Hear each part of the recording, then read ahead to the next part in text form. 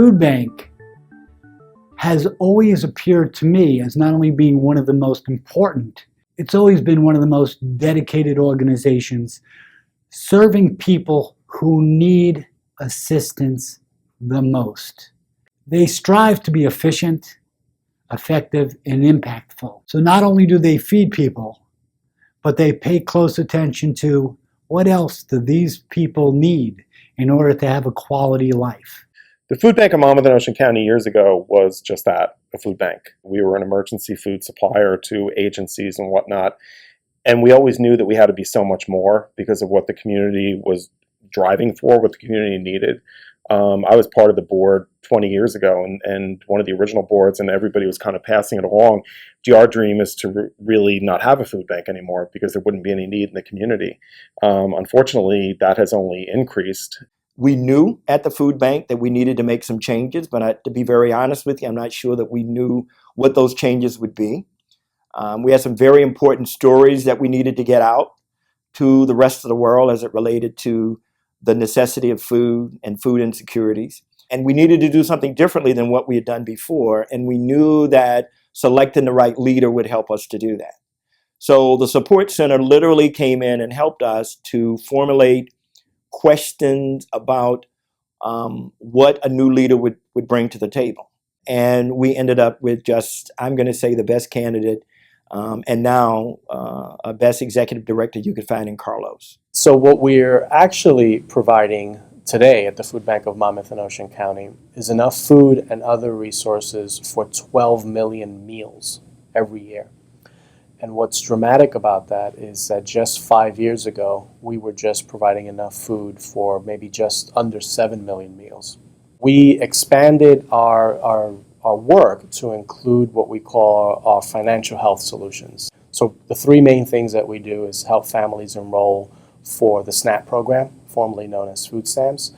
We also launched a free income tax assistance program for low and moderate income families. And then last but certainly not least, after the Affordable Care Act was passed, we became aware, well, we were already aware of the fact that, a large percentage of our population and the families that we serve had high unpaid medical bills, no health insurance at the time, and they stated that that was a contributing factor for them needing emergency food.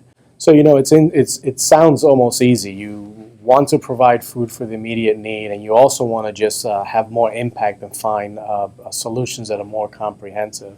But the reality is that when you're working within a network of over 300 partners to help you get the job done, and when you have a very diverse board, and when you're working in an environment and within this ecosystem, if you would, that's extremely complex, the support center has been absolutely essential in helping us kind of navigate those waters.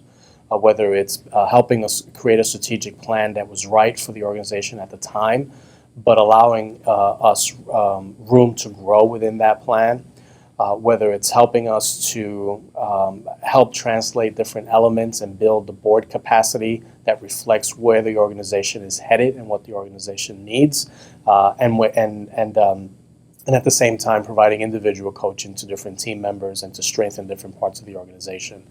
Yeah, I believe that having an outside perspective is very helpful. If we brought the support center in for a specific purpose, like I said, for the for example, the strategic plan, you had somebody who's already done it. They're already very, very experienced in doing it, and I just believe in it makes a whole lot of sense to pay people for their experience rather than have to try to figure it out yourself over a long period of time. They were also helpful, as I look back on it too, in getting a governance committee going, and we had never done one before. And I look back on it now, and I don't know how we got by in the past without a governance committee. So those are probably the two biggest things that jump out.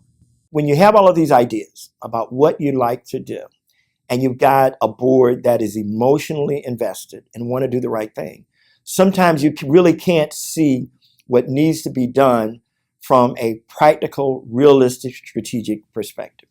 The support center helped us in doing that and helped us to make sure that people understand we were very caring but we needed to move to the next level. And we've had a very, very successful recruitment class over those years.